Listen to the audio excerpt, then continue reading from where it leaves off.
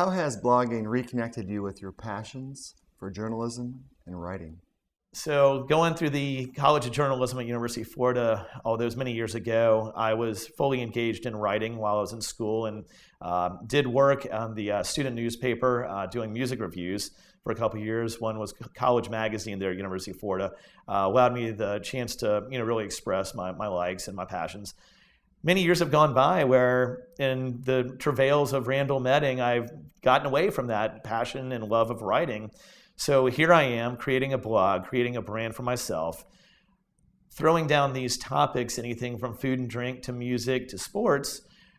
Those are things I love to write about. I always have. I mean, the story is with my parents, I loved getting the newspaper as early as 4 years old. I would go out and grab the newspaper out of the front yard before my dad could ever find it. I was sitting there reading the sports section and actually rewriting what was already written. So it's that love of knowledge, that quest for information, and ultimately communication that has come back around with the blog. And it's been fantastic.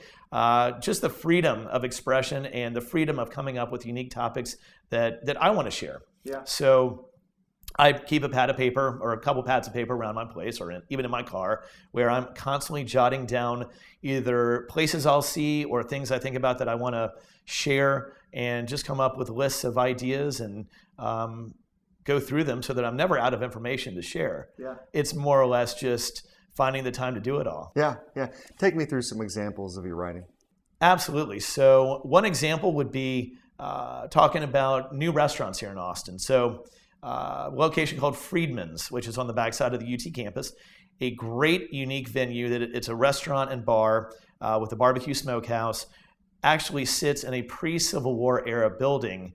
The reason it's called Friedman's is that back right after the Civil War, there was a reverend, an African-American reverend, who came in and he actually housed post-Civil War ex-slaves, thus the name Friedman's. So the point of telling you all of this is that I had caught wind of this place coming to Austin, that it was going to be created by these local restaurant owners that had other initiatives around town, and got the name of the bar manager, got involved with her, asked her a couple questions on what's this place all about, any uniqueness to it. And here I am. I'm a on-air radio personality. I also have a blog.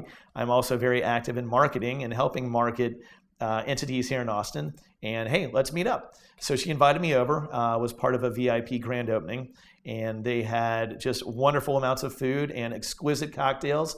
All their bar staff, extremely well-trained mixologists, well-versed in infused spirits. And it's just a really unique place, more best said, just an incredible experience. So taking that, the opening conversation, getting a relationship going, building a network there within Friedman's itself, getting to know the staff, and then writing them up, telling the story of here's this incredibly historic building that thousands of people drive by every day. I mean, I've been here 5+ years. I had no idea that there was a post-Civil War era building that's sitting right there, just right up the street from where I go to UT football games. That's full of character and now has great food and really cool cocktails. So that's a good example of taking an idea of finding a new restaurant or bar to write up and then carrying it through.